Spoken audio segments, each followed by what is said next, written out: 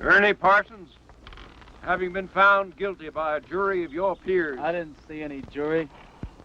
Well, they was around. Anyway, what difference does it make? You gunned down Wendy Jones, and he was one of our most beloved and respected citizens. I heard he was the town drunk. Well, now that he's dead, he's one of our most beloved and respected citizens. I don't care who he was. I didn't kill him. You've got the right to hear a few words from a preacher. Unfortunately, our preacher's out of town, but luckily, we got Farley Millard here, and he's a feed and grain salesman, and he owns a Bible. No, thanks. Now, what does that mean? I don't want any feed and grain salesman praying over me. I don't want anyone praying over me. I don't believe in that stuff. You ready, Max? Oh. You got one more inalienable right to speak a few last words, and I mean a few. We don't want one of them things where the chem takes off with a Declaration of Independence. Well, go on. Well, I'd just like to say that this is the lousiest town that I've ever been in. Well, I've met a better class folk in a San Francisco opium parlor. Drunken pool hall bum would be considered too high tone for these parts. And as for your system of justice, well... That's enough. You see what I mean? He was just one breath away from the Declaration. All right, Max. Don't do it! Don't do it! Don't do it! Don't do it! Ed Lowe's just confessed. He killed Wendy in a drunken barroom brawl about a pregnant Indian squaw. Ed claims Wendy was the father and that he was acting as the avenging angel. Wendy was going to be the father or something? That's what Ed says. All right. On time. Give him his gun.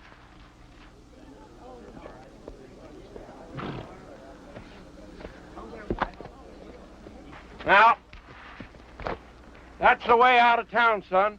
Take it, keep on going, and don't you never come back. You heard her. I'm not guilty. Even so, we don't want no fast guns in this town. Fast guns right alongside with lepers in this law-abiding community. Can I ride back to town long enough to get some food? That's the way out, son. Don't press your luck.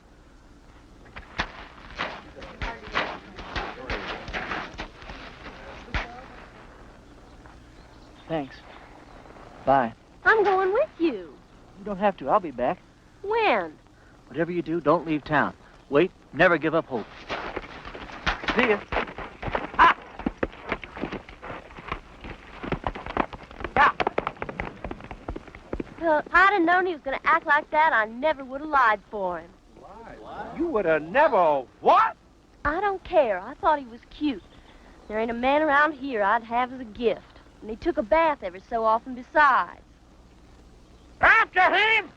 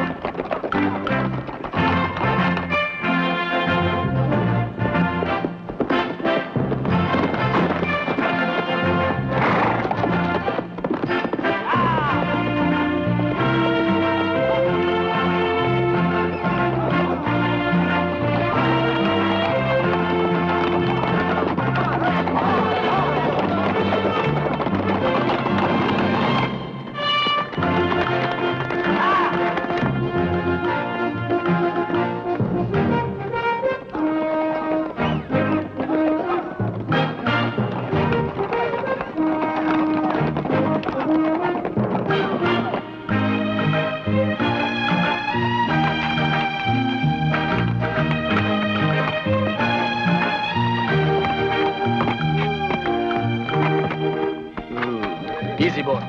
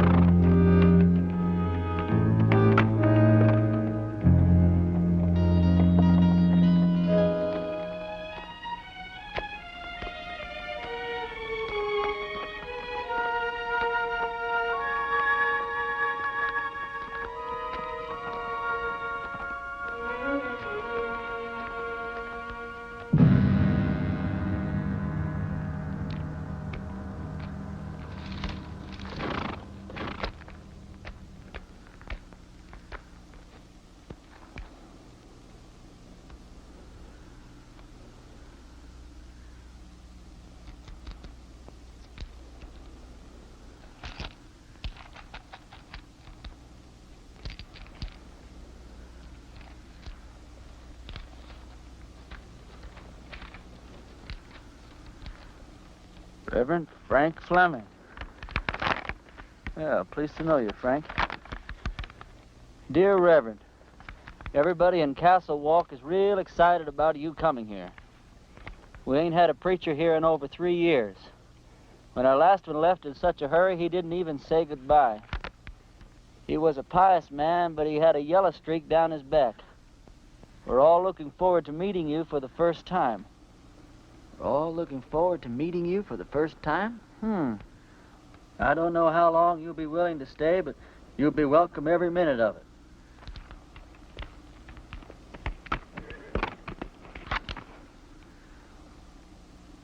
You the preacher's horse?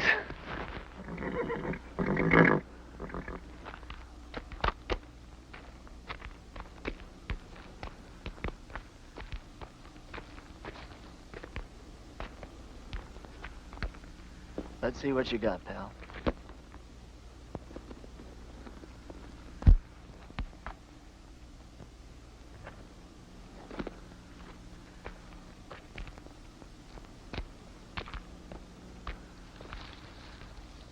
Frank, if ever I catch the guy who did you in, I'll take care of him for you. In the meantime, I'm going to need your clothes and your horse. I got a posse after me for something I didn't do.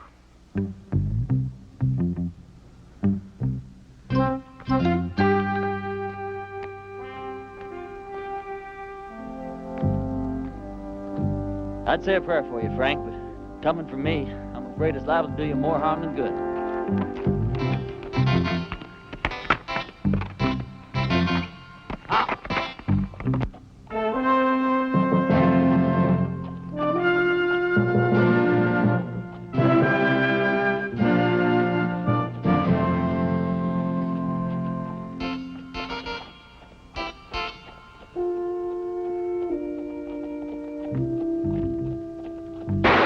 Pull up. This is a hold-up. Why, it's a preacher, Percy. Sorry about that there, Parson, but we're a little too far off to catch that there caller. Is there anything we can do for you, Reverend? Either you boys ever heard of a town called Castle Walk? Why, yeah, it's in Arizona. Sure ain't much of a town, though. How far is it from here? Oh, about 150 miles. It's over yonder in that direction. How's your church attendance been lately, boys? You boys see that branch over there? Yes, sir.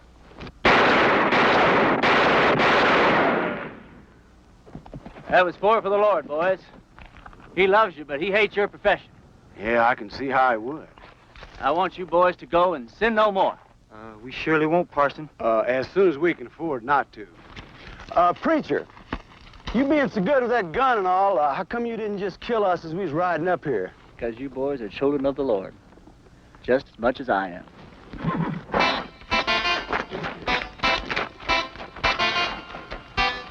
Children of the Lord, huh?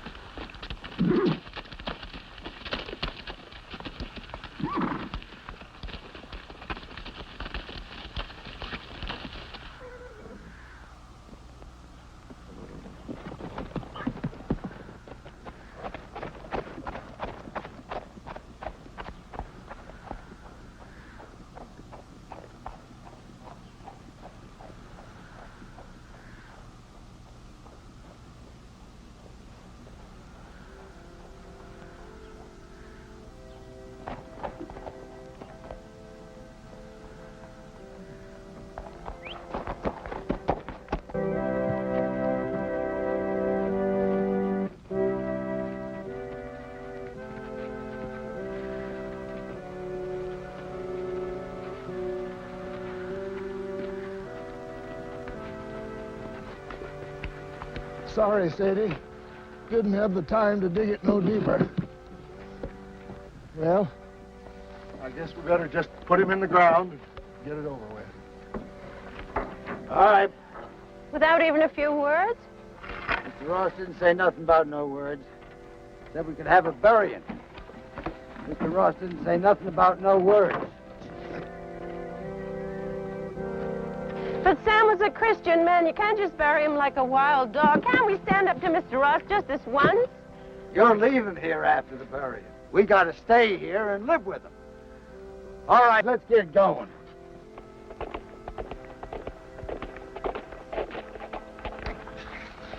Wait a minute. Is it one of Mr. Ross' men?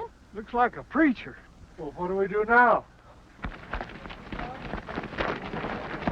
And I wrote him myself not to come.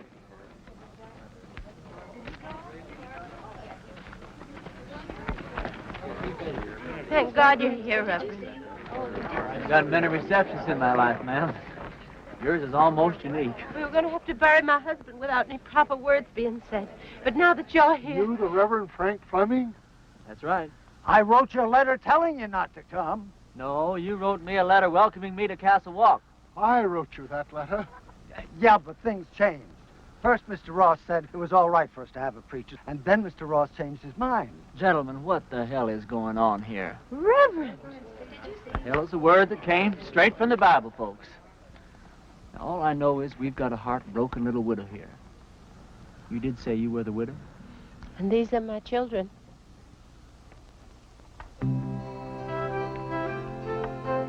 That's a child? She's 18. Oh, she certainly is.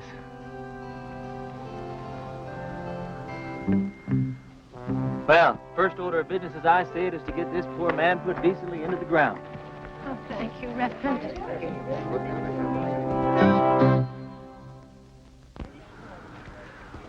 Oh, I don't know what Mr. Ross is going to say about this.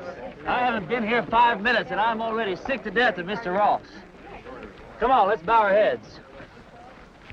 Don't you have a Bible, Reverend? Oh, I probably do in my saddlebag.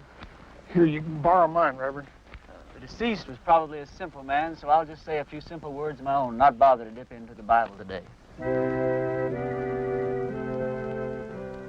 As you all know, it's ashes to ashes and dust to dust, which may not sound like the best deal in the world, but it's the only deal you're ever going to get, so you might as well learn to live with it.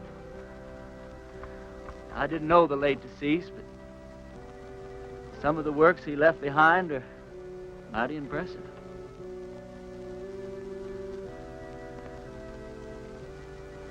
Well, what did he die of? He was shot in the back. May the full wrath of the Lord fall on people who shoot other people in the back. It's a rotten, sinful way to make a living. Amen. Amen. We can't thank you enough, Reverend. I'd like to say more, but Mr. Ross only gave us half an hour to get out of town after the funeral. You're leaving town? You taking her with you?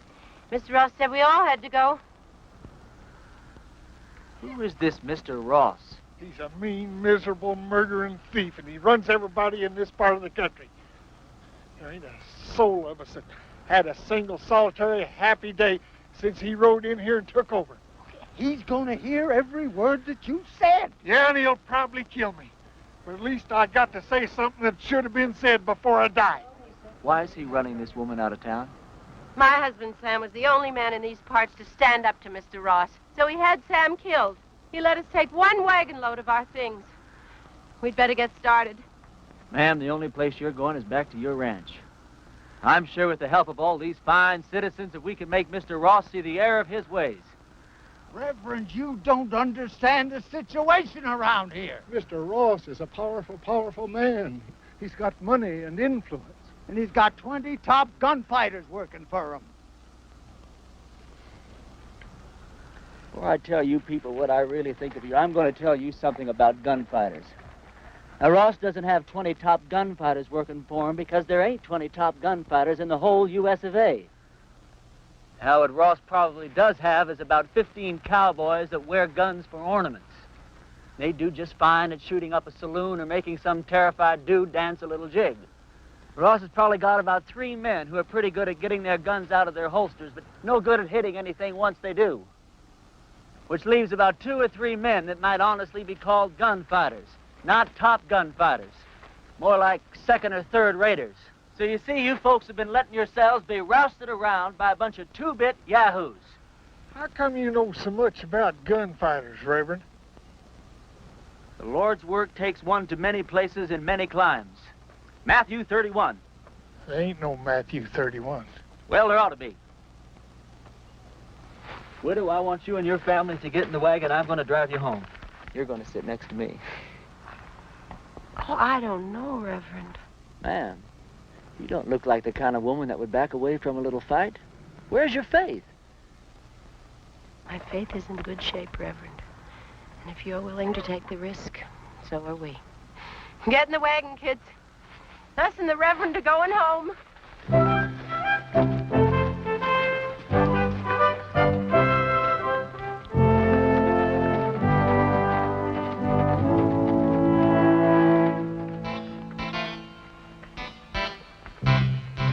The lives of this family will be on your soul, Reverend.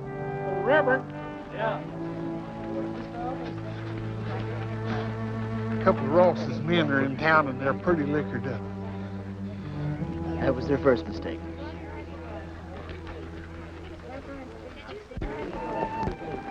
You ride my horse, son. Okay.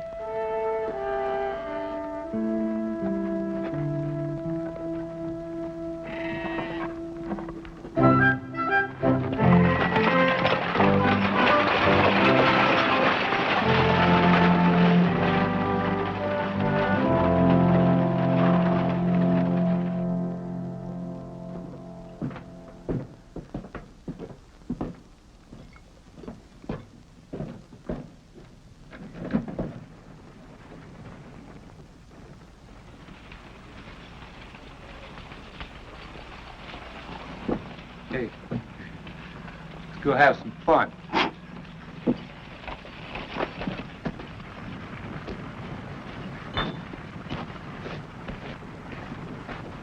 Remember the children, Reverend. Those are just 2 of the cowboys, ma'am. Who? Where do you people think you're going? Where's the place that Ross would least like us to go? I'd say her ranch. Well, that's exactly where we're going. Wait till Mr. Ross hears about this. Mr. Ross is a skunk of doubtful parentage. Mr. Ross is so low he could walk under a rattlesnake's belly wearing a high hat. And that's what I think of Mr. Ross without ever having met the man. Now, that was indecisive, cowboy. Could have very easily cost you your unimportant life.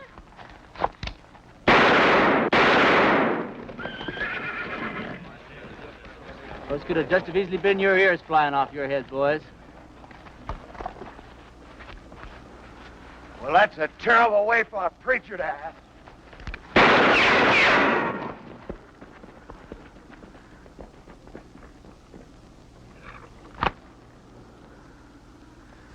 The Lord wants someone to move. He wants them to move.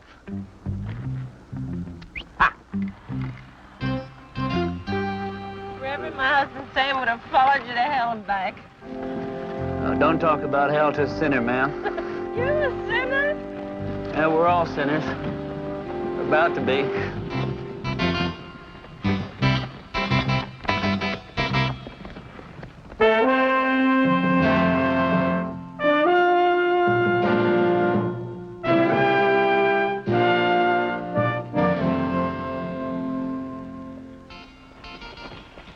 All right, kids, as soon as we stop, I want you to get the wagon unloaded.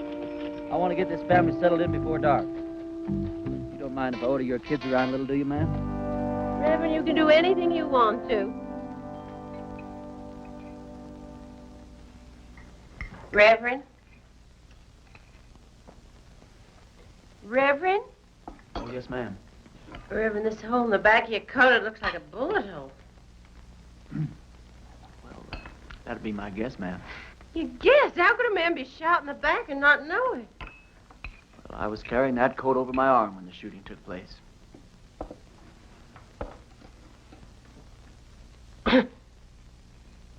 Well, tobacco's one of the Lord's works, too, ma'am. I'll get my things and fix your coat. Do you think Mr. Ross and his men are going to come down and get us tonight? No, not tonight, honey. I'd imagine that Sunday in church would be where he makes his first play. Aren't you scared at all? Oh, I'm scared, all right, Sally. But not the kind of scare that'd make me knuckle under to the likes of that Ross.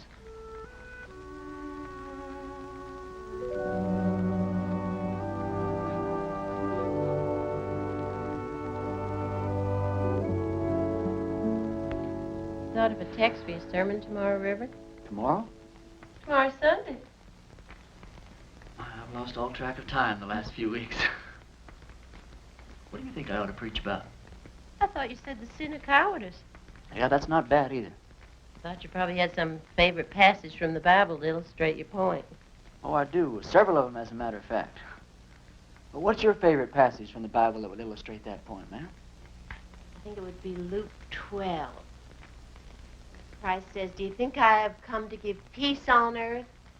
I came to cast fire upon the earth, and would it were already kindled." It says that in the Bible? Well, I told you, Luke 12. Oh, Luke 12. Yeah, that Luke, he really knew how to turn a phrase, didn't he? Clean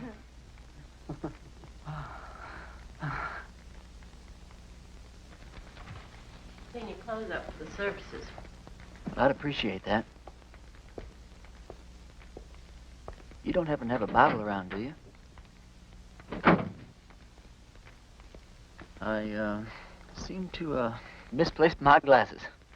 Did you turn to that spot in Luke that your mother was talking about? It's right here. You don't wear glasses. No, something, you're right. I don't know what got into me.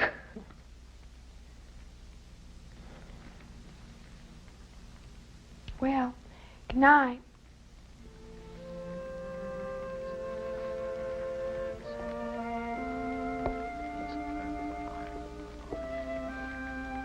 Good night.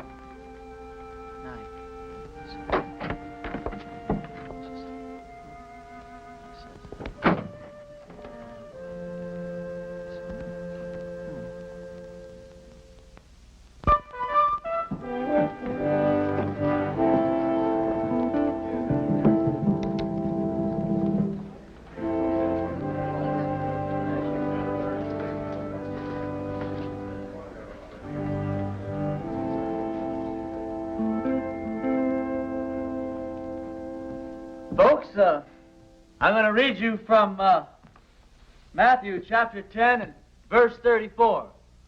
Although Luke says pretty much the same thing in his 12. Think not that I am come to send peace on earth. I came not to send peace, but a sword. Now, I don't know what that means to you, but I know what it means to me. It means that while God loves peace, when the occasion arises, he's not reluctant to use the sword. Matter of fact, when the occasion calls for it, he might become downright irritated if you don't use the sword, or the gun, or the rope, or whatever's handy.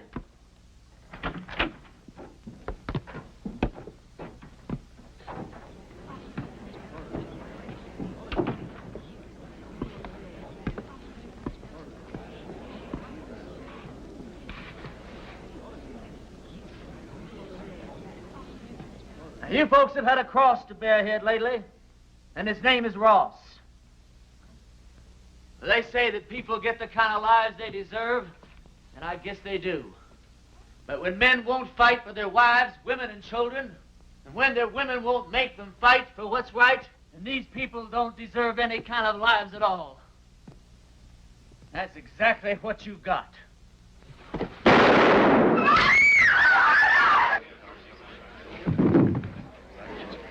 Get his gun.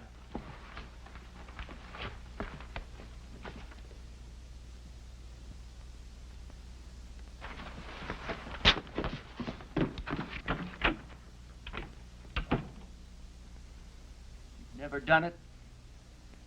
I don't think you could possibly realize what an awful thing it is to kill a man. I don't know who God must be mad at the most. That man for wasting his life at the order of some tin-horn dictator. Me for having to do this thing in his own house. You people haven't quit before the fight even got started. I haven't got the heart for any more church today, that's all.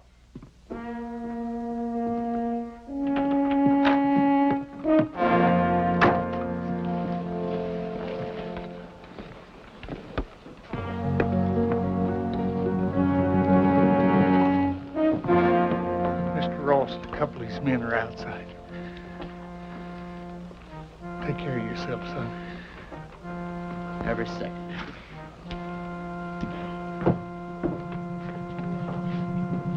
Bring that body outside.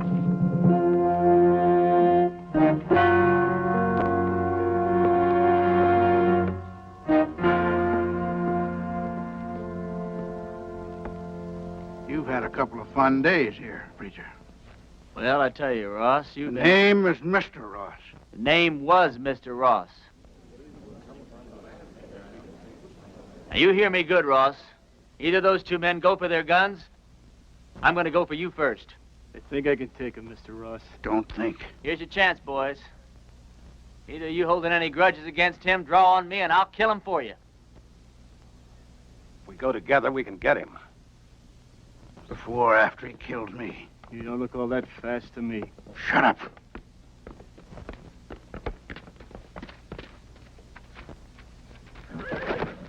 Friend of yours, Ross? All right, preacher. You've pulled yourself off a nice little grandstand play for the folks. Now, I want you out of town. Who killed Sam Underwood, you or one of your men? I'm going to find out if I have to take the whole bunch of you to pieces. Give me the word. I'm sure I can beat him. We'll go on back to the ranch. I'll be there in a minute. You sure? Now.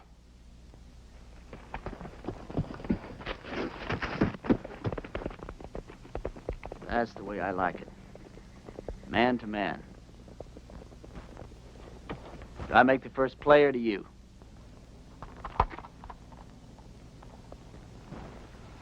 I just changed my mind, preacher. I don't want you out of town. I want you right here where I can get you anytime I want you. Service is next Sunday at 10 o'clock, and there's a 4-bit fine for being late.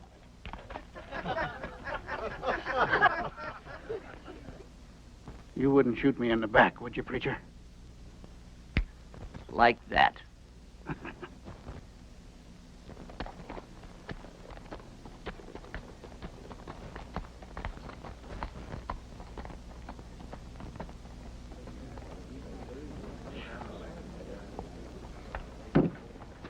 Any of you folks think your preacher doesn't deserve a drink after the events of this morning? Well, we just don't believe in the same God, that's all. Some of you boys plant him, will you? Don't you feel a little strange having a drink with your preacher on a Sunday morning? No. How come? You know, about 10 or 12 years ago, I took a trip up to Cheyenne. Come across this altercation between a 19-year-old kid and one of the top gunslingers in that part of the country at that time. This kid, he didn't want no part of the fight, but this gunny was drunk, and he kept at it, and finally the kid had to go for his gun or get blasted right there in his tracks. It was plumb pitiful. How? This kid was the fastest thing I ever seen. Caught that gunny flat-footed. Why, he was dead before God got the news. I inquired around, found out this kid's name was Ernie Parson. Ernie, what are you doing here in Castle Walk dressed up in that preacher's outfit? It's a wrong guess, Billy. You know, once you've seen a top man handle himself in a gunfight, you never forget one little detail. What do you want him for, anyway? Doesn't matter. I didn't do it. They'll hang me just like I did if they catch me. Did you kill Frank Fleming? Oh, of course not. Came across his body in the hills, and he was already dead. I was half starved, no place to go, so I took his clothes and horse and came here.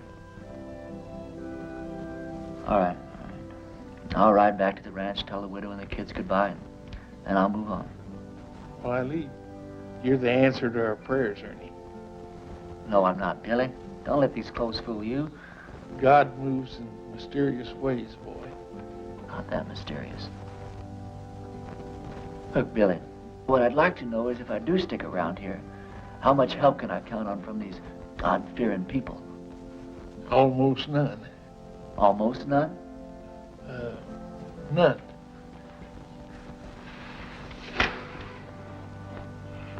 Which is just God moving in his mysterious way to get me killed. God will smite the sinners of Castle Walk just as surely as he smote the Philistines. Smote. For the time is at hand when you will hear of wars and rumors of wars. Be not afraid, for this must first take place. Nations will rise against nations, and kingdoms against kingdoms. Not a head on your hair, or a hair on your head will perish. And I quote Luke chapter 21, verse...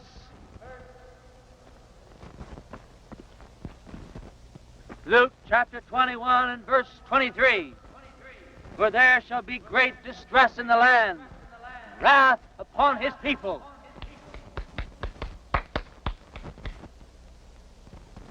I brought you some lunch. I didn't know preachers had to practice. Well, it's either that or watch the collections fall off. Huh? Oh, that's a real bad joke I stole from the Methodists. Oh. Does your mother know you came out here alone? I don't know. Why? Well, you're a very attractive young girl. Almost too young, as a matter of fact.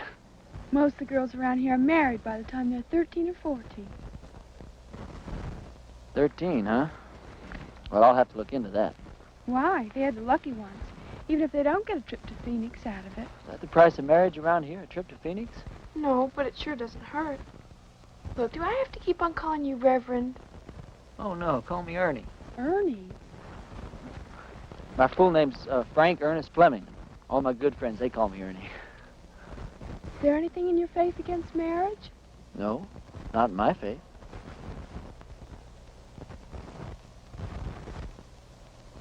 Look, Sally, sit down. This conversation isn't going in exactly the direction I'd planned. I mean, you know, marriage is just fine. I was real glad that my parents believed in it.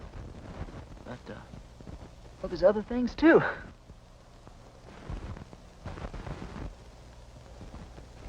You don't know what I'm talking about, do you? I know what you're talking about. Let's see.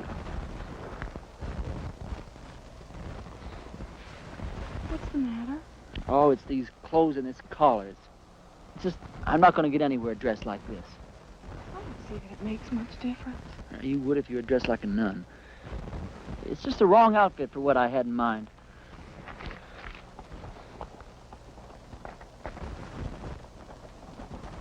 Hey, preacher! I gotta talk to you! Hi, Sal. Hi. It's real important.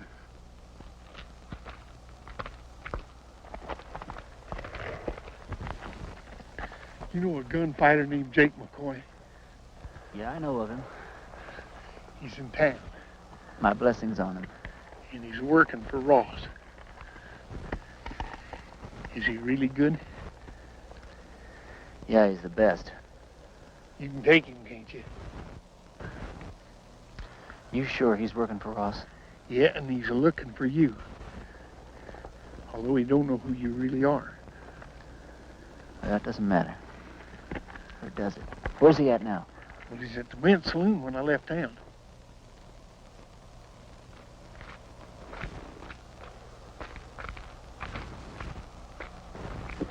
You're going to have to ride back to the ranch alone.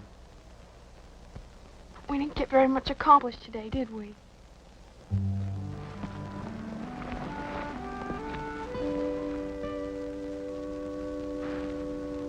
Can't you just feel the ice breaking all around us?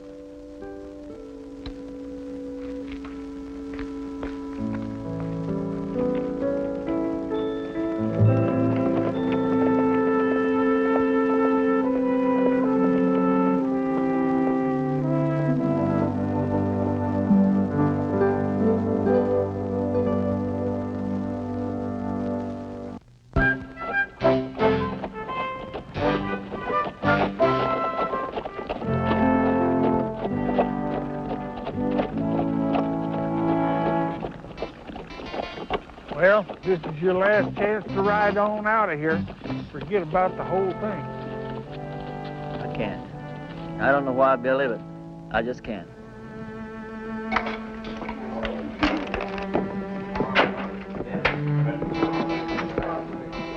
It's him over yonder by the table. He's already spotted you.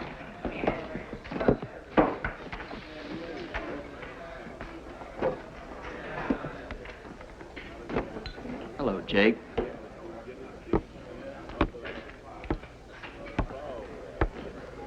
I was just about to go looking for you.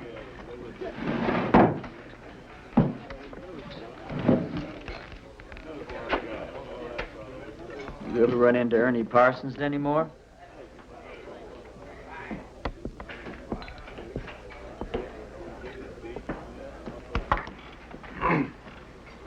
I've never run into Ernie Parsons. Any time, any place at all, ever.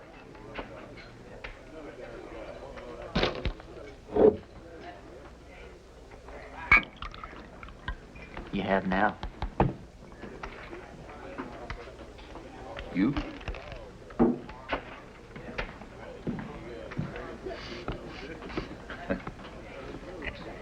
You going to the church? Into hiding for the winter. Oh. I always heard you were kind of smart.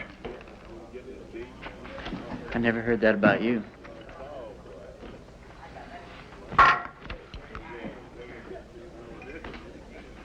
Look, are we really going to have to go through with this thing? I got $1,000 in my pocket. And the girl waiting for me in Boulder City says I gotta go through with it. You all that sure you can beat me? You all that sure I can't? Anything I hate is a stupid, senseless fight. Come on.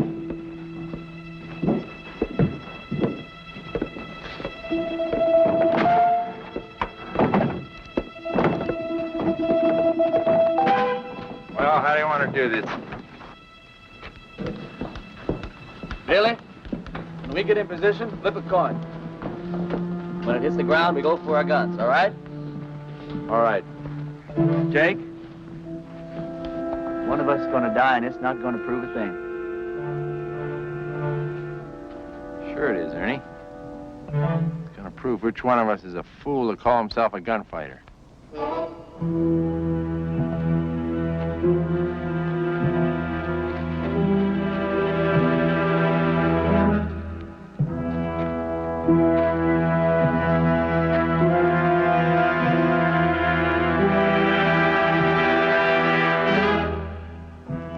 Boys ready?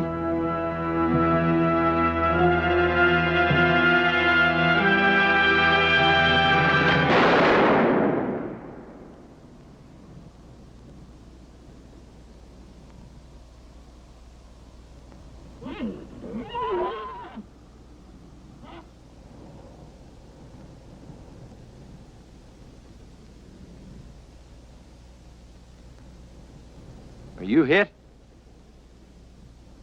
You?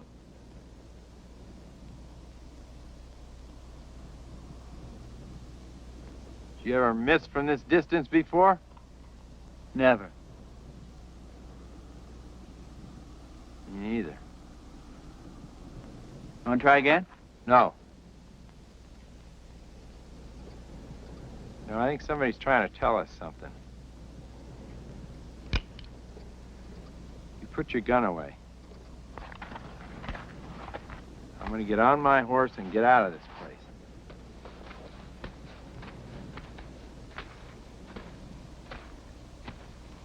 I beat you. You know that, don't you? Oh, no, you didn't. And you know dang well you didn't, Jake. You gonna give Ross his $1,000 back? No, I'm late for my date.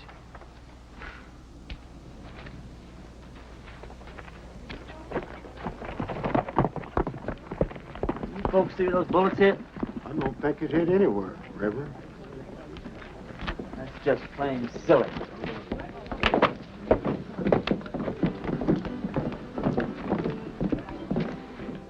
Hold on.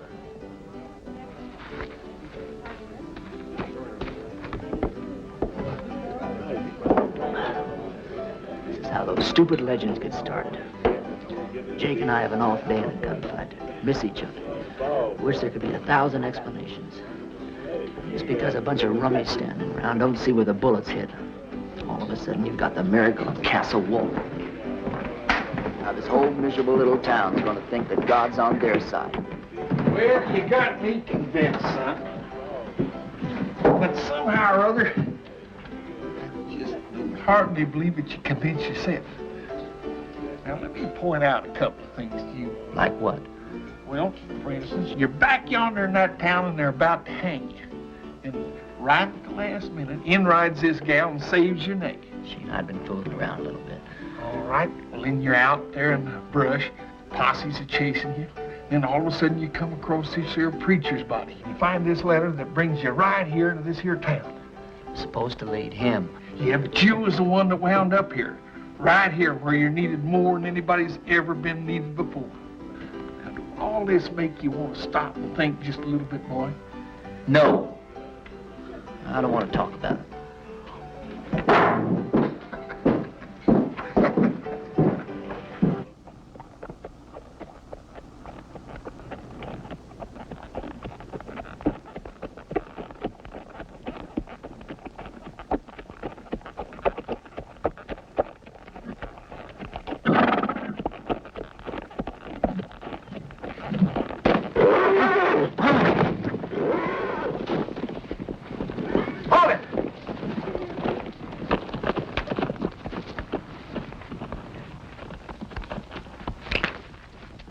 You should have listened to me when I told you to get out of town. You shouldn't have backed down in front of me the other morning either. Now, this whole town's gonna have the idea that you're just a little less than the tin god you pretended to be. Just tell me one thing. What really happened between you and Jake McCoy? I chased that bum out of town. And he's not gonna give you your $1,000 back either. He said to tell you that's the price he charges for shaking hands with scum like you. Get on with it. Prayer man, you drop that rope real slow.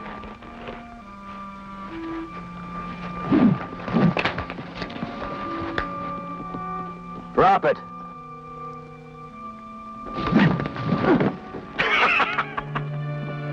You ain't getting out of town fast enough, preacher.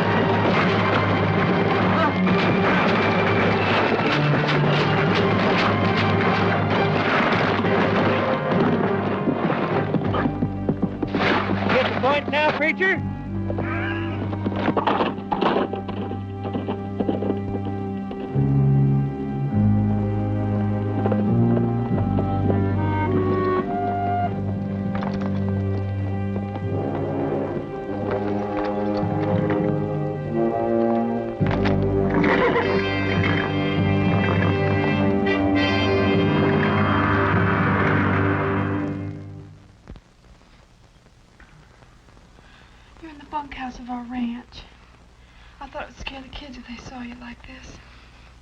How'd you find me? When you didn't come home last night, I set out to look for you.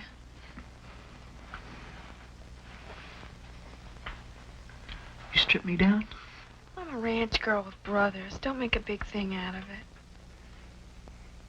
You're something brand new in my life, Sally. Are you strong enough to get up and get dressed and get out of here? Doesn't matter whether I am or not, I've got to do it.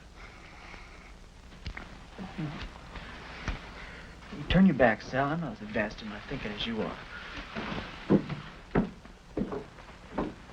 Will I ever see you again? Sure, why not? I'm not going far. Well, you have to. When they don't get your body, Mr. Ross will never stop until they find you. Yeah, this is the first place he'll look. I want you and the kids to go out and dig a grave. Put some kind of a marker on it with my name. Tell Ross you found my body and buried it in the hills. Can I turn around now?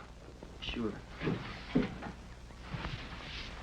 Sally, I don't want anyone to know that I'm alive. I want it to come as a horrible shock to Ross.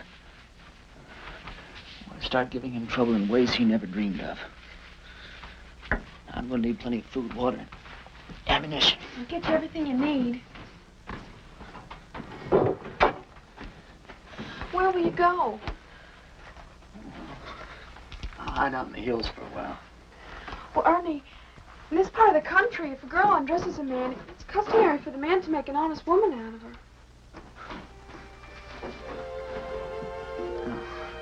I'm sure that's true in every part of the country.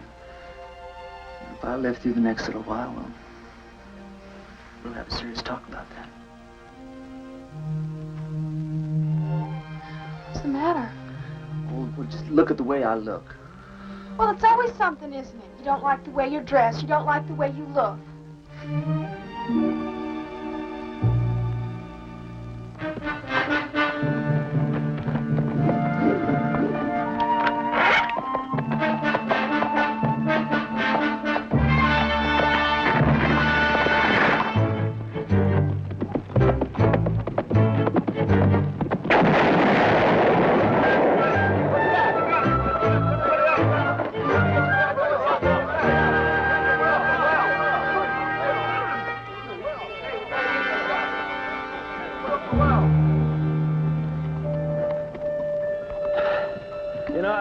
There's a bunch of outlaws operating up in these hills.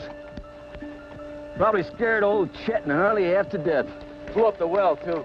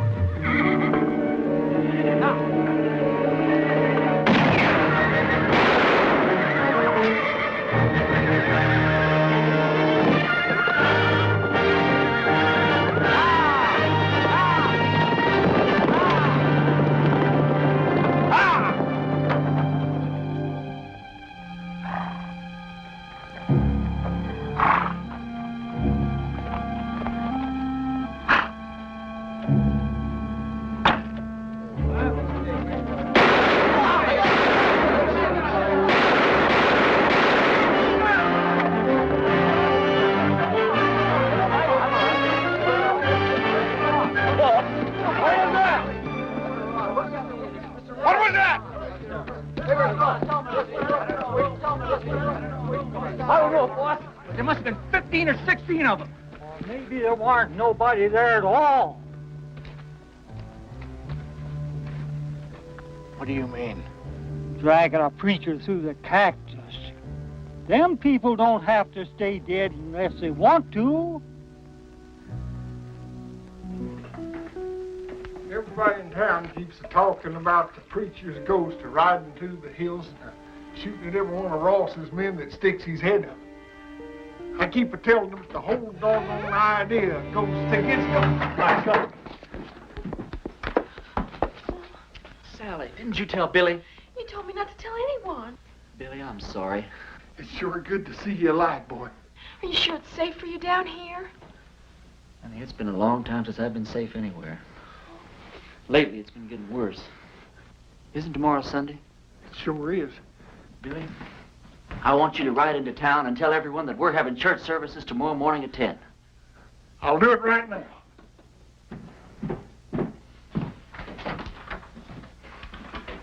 Sally told you our plans, ma'am? Yes. You have any objections? No. Ma'am, has it occurred to you that, well, Sally's liable to end up one of the youngest widows in these parts? Mary Mert's only 14. She's been a widow 2 years. Besides Mary Mert. No, Grace Dorothy only been married a week and a half when her husband fell down a mine shaft. You know how old she is. Sally, could we take a walk outside? Will you excuse us, ma'am? Sally, the reason I brought you out here is, well, one of the reasons. If we're going to be husband and wife, then you've got a right to be in on the decisions that affect the both of us. You understand? Now, if I stay here and fight it out with Ross and his men, the chances are very good that I'll be killed. But on the other hand, we could leave here tonight, get married the very first town we come to, go someplace we both like and settle down and just have a wonderful life for ourselves. It's all up to you, Sally. You just say the word. Well, Mom always said never throw yourself in between a man and what he thinks he's got to do. Well, I won't kid you, Sally. I'm a little disappointed in that answer. No, it's all right. I got the strangest feeling that I've been pointed straight toward this shootout ever since the day I was born. There wasn't a thing in the world I could do about it. Billy says it's God moving in his mysterious way. Me? Well, I just don't know. You very religious, Sally? Why do men have to talk and talk? Can't you be quiet and get on with what you're supposed to be doing? Yes, ma'am.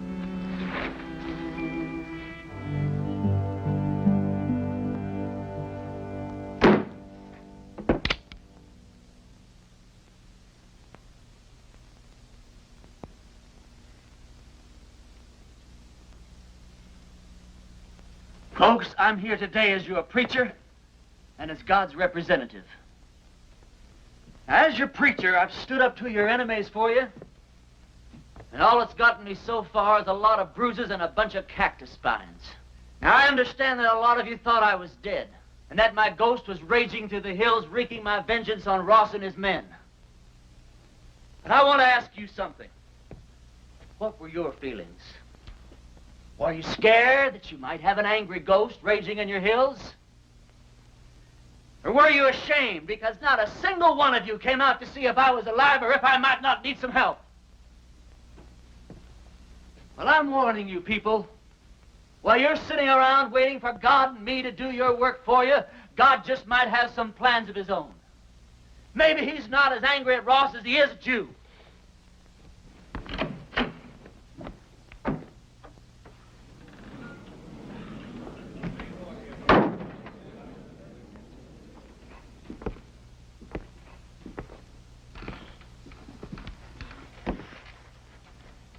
I'm not armed. Billy, go outside, take a look around. I came alone. Go on, Billy. I just thought it was time that all this foolishness came to an end. We got a new country to build here. We ought to be getting on with it, instead of indulging in all this senseless killing. I won't deny that you've hurt me since you've been here. Several of my men have been killed or wounded. Several more have run off because you scared them half to death. I didn't know I was doing that well. What do you want, Ross? A truce. A chance to get on with our lives. Ross, if you were sitting on a stack of Bibles 10 feet high, I'd bet money that you were lying and I'd win. Well, now, just a minute, Reverend. If Mr. Ross is sincere, and I believe he is, this may be just the moment we've been waiting for. Luther, how could you believe that? I don't believe him for a minute. Now, Sadie. You are going to believe this man after all he's done to you? Jehoshaphat, Reverend. Anybody can make a mistake. If Mr. Ross is man enough to come here, Please. I didn't mean to create any dissension amongst the preacher's flock. Now, you've all heard what I have to say. Think it over.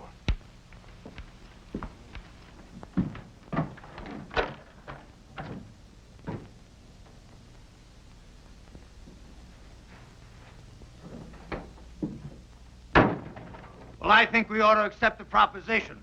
Well, I think you're right.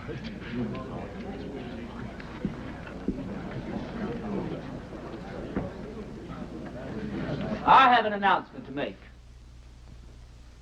Miss Sally Underwood and I are going to be married tomorrow morning at 11. You're all invited. Second the ceremony is over, my wife and I will be leaving this God-forsaken town for good.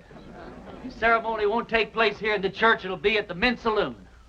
You can say what you want about those people at the Mint, but they know why they're there and they do something about it.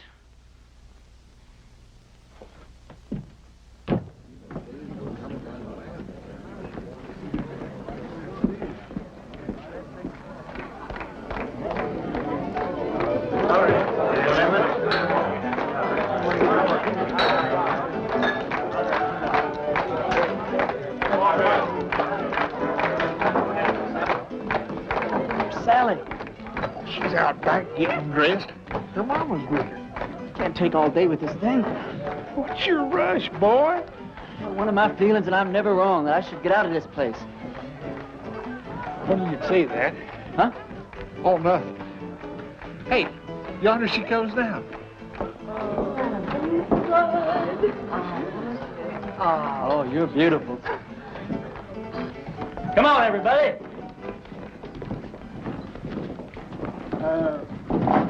Don't you get the feeling that maybe something's missing here? I mean, who's going to perform the ceremony? You're the only preacher around here. Well, I don't know of any law that says I can't delegate my otherworldly powers. You marry us, Billy. Oh, yes, Billy. I don't know about the legality of all this. Oh, never mind the legality. It's the spirit that counts. Well, Now, I take Sally to be my wedded wife. You go on from there. well, dearly beloveds, we are gathered here today to unite this couple in holy... Watch out.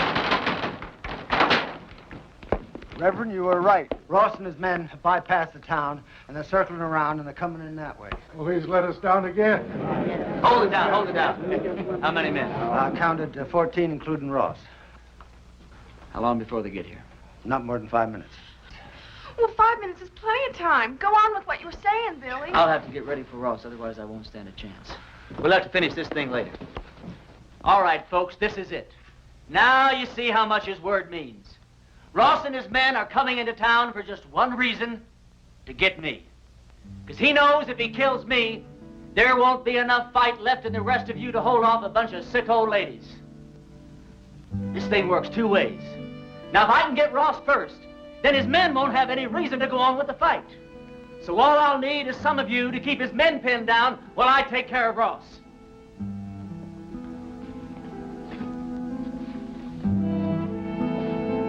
But the women and the children... You don't even have to come out in the open. You can shoot from the windows or from the roofs. You don't even have to hit anything. Just shoot fast and make a lot of noise, but keep his men pinned down.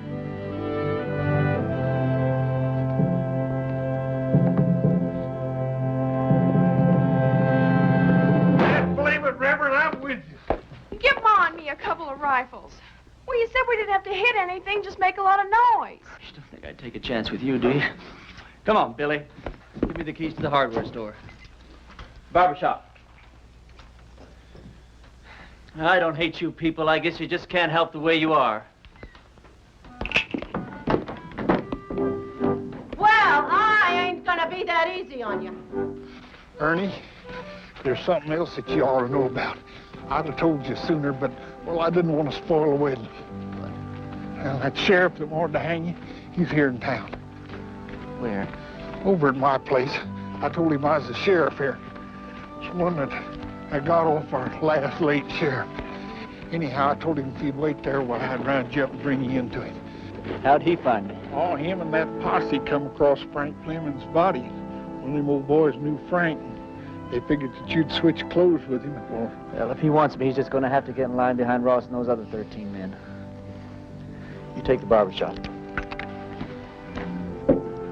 Ernie, when this thing's over with, though, you got to get out of town. That's all there is to it. Billy, what the hell makes you think we're going to live through this thing?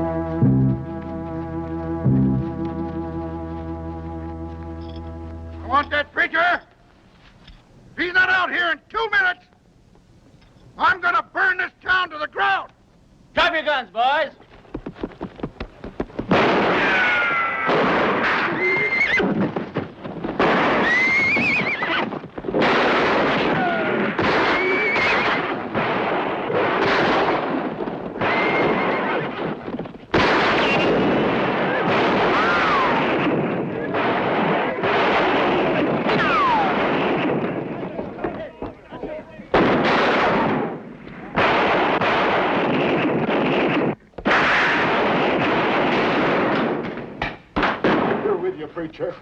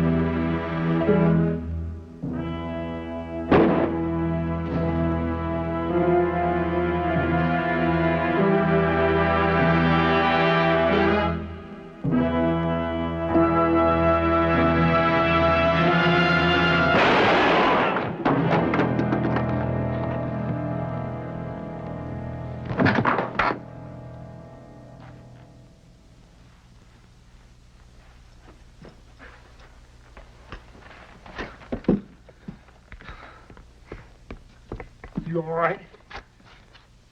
Barely. Listen, all you Ross's men. Ross is dead. Anyone who keeps Tom Padding's gonna have to stand trial. How do we know he's dead? Because I'm alive. All right. You heard the man. The sheriff's gonna be down here to find out what this is all about. Yeah, I know. Billy, get my horse and meet me out back, huh?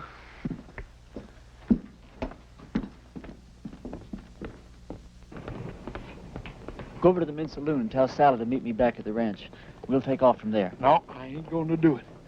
I'm a dang fool for going along with this thing as far as I have. And I ain't gonna go no further. What are you talking about? I ain't gonna let you run away with that kid. Her not knowing who you are or what you are or what kind of a life she's letting herself in for. You think if I told her everything, she still wouldn't ride away with me? Well, of course she would, Ernie. Because she's 18 and you're her first love. Well, that's good enough for me. Ernie, when that sheriff finds out you've left town, do you suppose that he's just going to give up? I can take care of him. Yeah, you can take care of him with one hand while you take care of Sally with the other. Then if something goes wrong, why, she can just stand around with your baby in her and watch you hang. You think I could just ride off without telling her why? I'll tell her. Yeah, then what happens to her? Oh, she'll be tore up for a while, but she's young. She'll get over it in a month or two. Yeah, but I won't get over it in a month or two. I'll get your horse. I'll get it myself.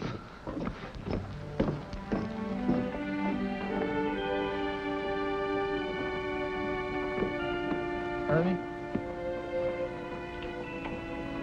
this town owes you a whole lot, but it don't owe you Sally. Can't make any promises.